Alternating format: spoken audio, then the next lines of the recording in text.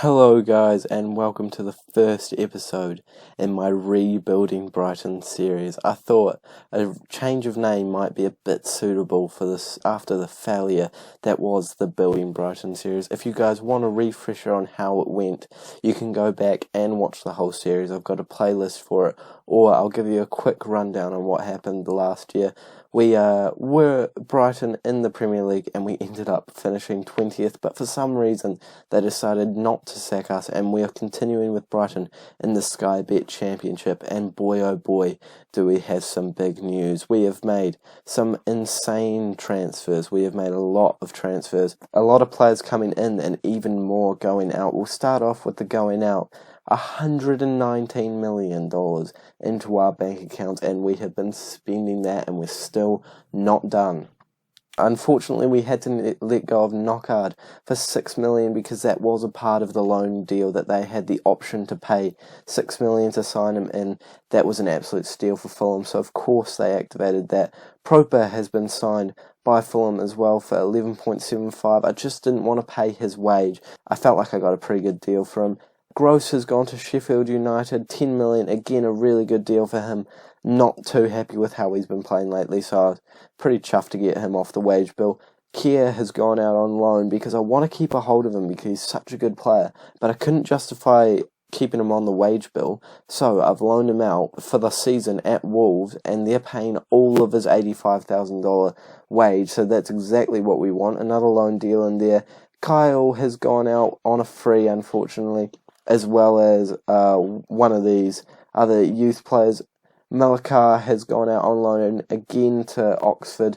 Dunk, this is the big one, has been sold for $43.5 million to Norwich. A lot of it was up front as well, 32.5 of it straight away and the rest in installments, and I have no idea why they wanted him that badly, but we'll certainly take that. A couple of other players going out on loan, most notably Barlow Torre. He just had a bit of a high wage, so I thought I'd get rid of him on loan where they're paying all of that loan fee.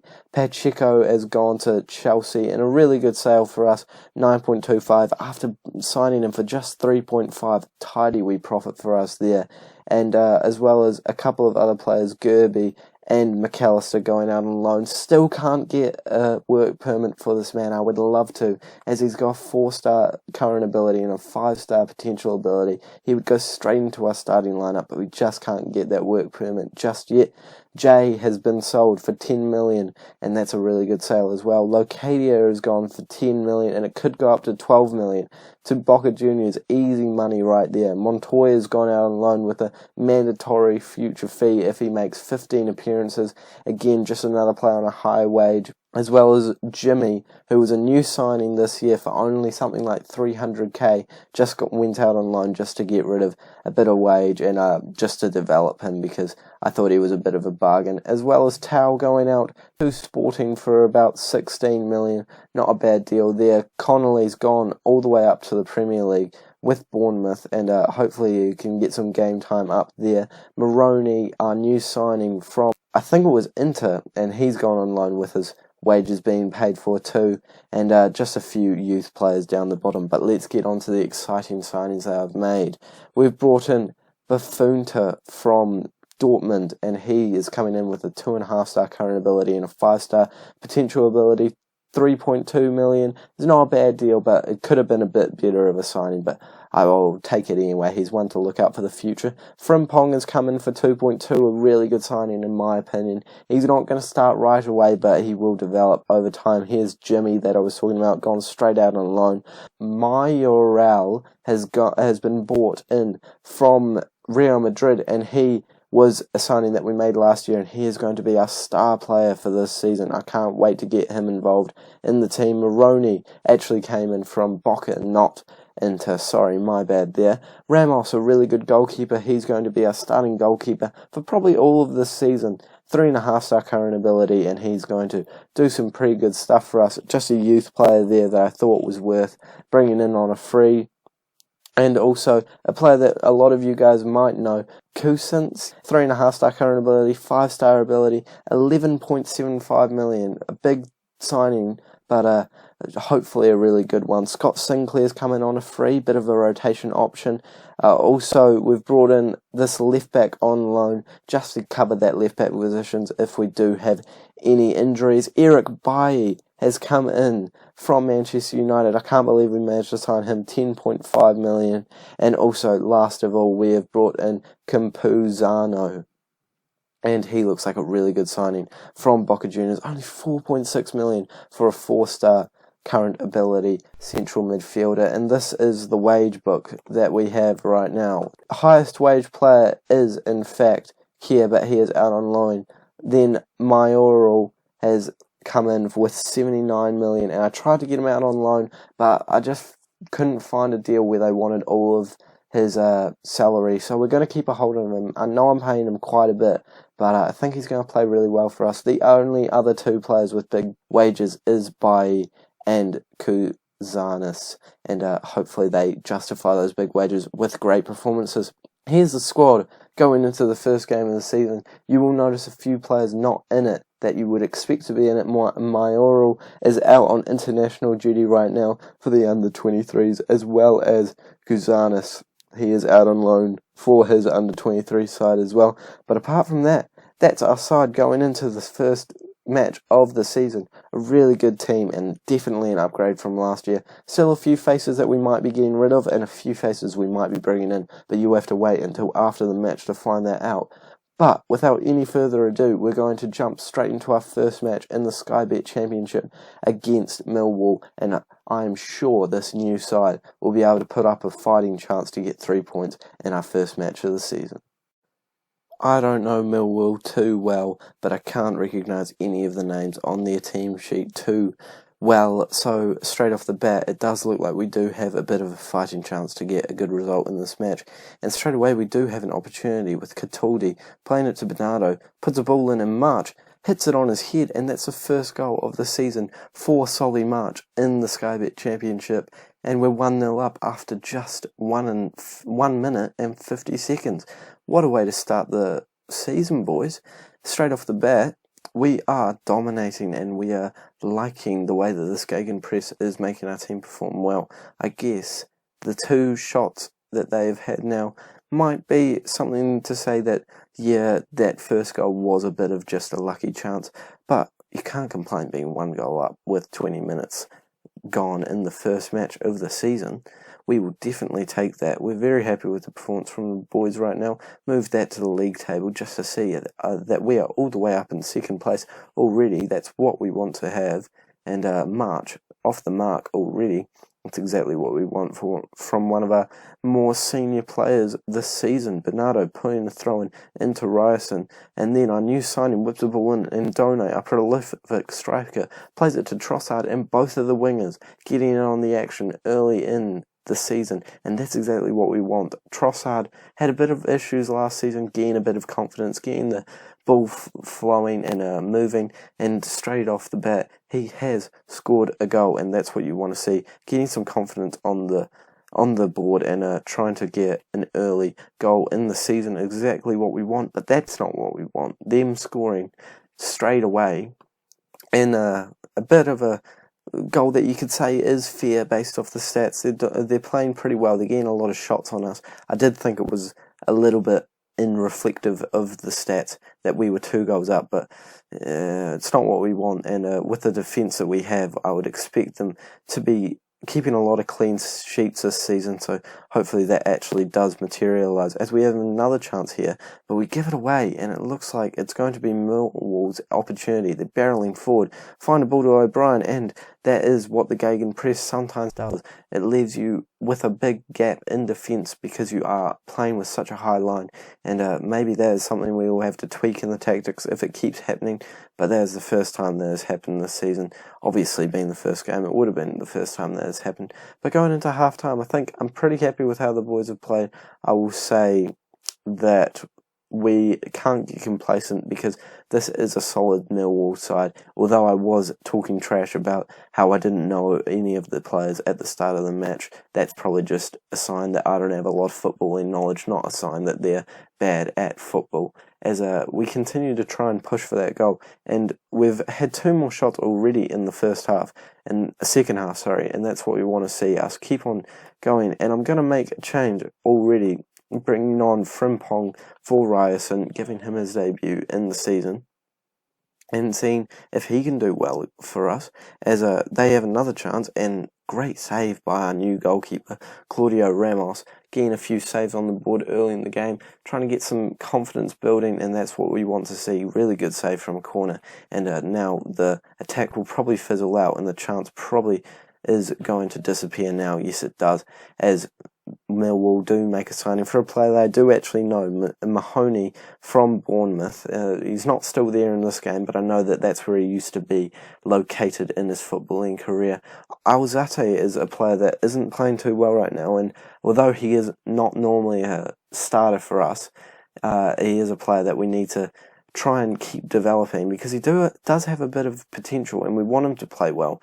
But if he's not playing well, I might actually look to bring him off, but we'll do that after this chance, as it's just popped up before I decided to make that change. But they are barreling forward, and maybe I should have made that change, but it goes just wide of the post, and we got lucky to get away with that one. The stats are showing that we are getting pretty lucky in the win so far, so maybe it is kind of not the system that we want to be using. So I will drop our players back down into more of a defensive role, also because Alzate is not playing very well so far. Move Campuzano onto that support role to try and keep the chances coming, but hopefully that change will keep us defensively solid until the final whistle. And no more chances to speak of yet. We do have another shot on the stats, but nothing to speak of until this corner, and it's a great ball. It's gone into the right area, and we still have a chance. March surely is going to put a ball in, and Trossard gets it, plays it back to March. March puts a ball in, but it goes back to Millwall, and they are going to start a counter-attack through Mahoney, the one player that I do know, playing it back to Ferguson, and a bunch of our players trying to close him down, and that's what we want to do, but none of them actually trying to make a challenge until Andone does, and he's one-on-one with the keeper, takes a shot, goes straight to the keeper, but from the tightest of angles, he manages to sneak it in, and that is game, set, and match. Surely Andone getting off the mark very early in the season, and that's what we want from our top goal scorer last season. Great performance from them, boys, and I guess the stats have shown that maybe we haven't been playing as well as we could have, but 3-1 right now is what we will take, and I'm certainly not going to complain about the result. I'm going to bring Sinclair on for his debut just to end the match so that March doesn't get too tired. I think there's a chance going on right now. Frimpong barreling up the field, plays it to Bernardo. Bernardo takes a hit, but it's gone straight at the goalkeeper, and that's probably going to be the end of the chance unless Millwall look to play it long. But we do get it back. Frimpong playing well since I brought him on. Not that I've actually seen too much of him from right back. He plays an easy pass, and we're building it up really well. Quite fast, but really good, precise passing. Not something that we saw last season. And Andone has another shot. Goes straight at the goalkeeper, though. But again, great signs from the boys. And maybe that switch to a more defensive approach has been the reason that we are playing so well thus far in the last few minutes in the match. But the chances are not over, as Mill will take a really good shot, and it's going to be a tense last few minutes, but I think we'll hang on. Good shot from their midfielder, I believe, and that's a good goal, but I think with no more minutes left of additional time, that is going to be full time, and a good performance in the first match, but that does say a lot about what we should be doing in the tactical sort of frame of mind. But that is a good way to start the season, and we'll meet you guys back for the second game of the season, which is up against West Brom, a bit more of a challenge there, and I'll let you know if anything happens in transfer business in between. The transfer window has slammed shut, and we have got a few more deals to talk about.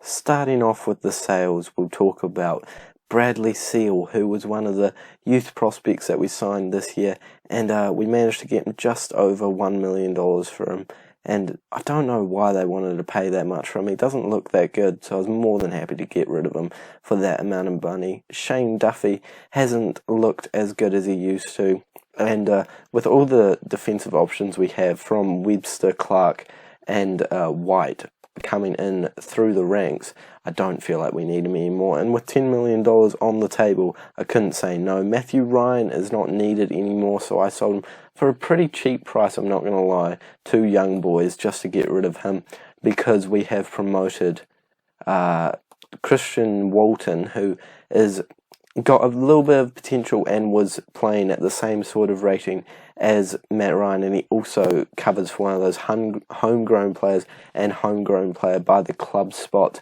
in this league, which you need. Sorry, didn't mean to go to the development centre there. And that's all the sales. And the big signing that we made is Demarai Gray. 3-star current ability and 4-star potential. I don't know if that tells the whole story.